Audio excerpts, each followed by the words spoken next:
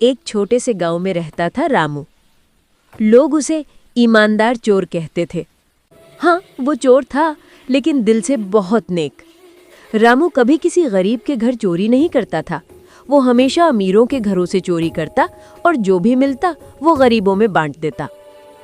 रामू का बचपन बहुत मुश्किलों में बीता था।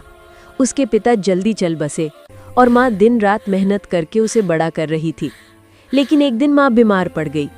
इलाज के लिए पैसे नहीं थे और पैसे ना होने की वजह से माँ की जान चली गई। उस दिन से रामू का दिल बदल गया। उसने कसम खाई, अब वो अमीरों से लेकर गरीबों की मदद करेगा। गांव में हर कोई रामू से डरता भी था और कहीं ना कहीं उसका सम्मान भी करता था। पुलिस उसे पकड़ नहीं पाती थी क्योंकि वो कभी किसी को नुकसान नहीं पहुंचाता था।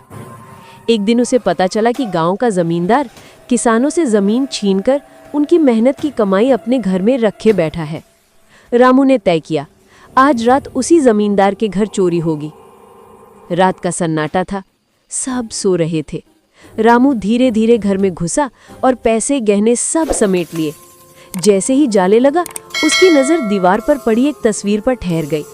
वो जमींदार के छोटे बेटे की थी। पास ही रखी दवाइयाँ और रिपोर्ट्स देखकर रामू समझ गया, बच्चा बीमार है और हालत गंभीर है। रामू रुक गया। उसके मन में सवाल उठा, क्या मुझे ये पैसे ले जाने चाहिए? अगर मैं ले गया तो उस बच्चे का इलाज कैसे होगा? थोड़ी देर सोचकर उसने सारे पैसे वापस रख दिए, बस एक चिट्ठी छोड़ दी।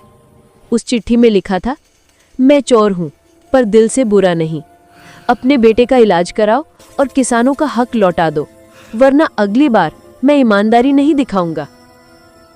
सुबह जब जमींदार ने वो चिट्ठी पढ़ी तो उसे गहरा पछतावा हुआ।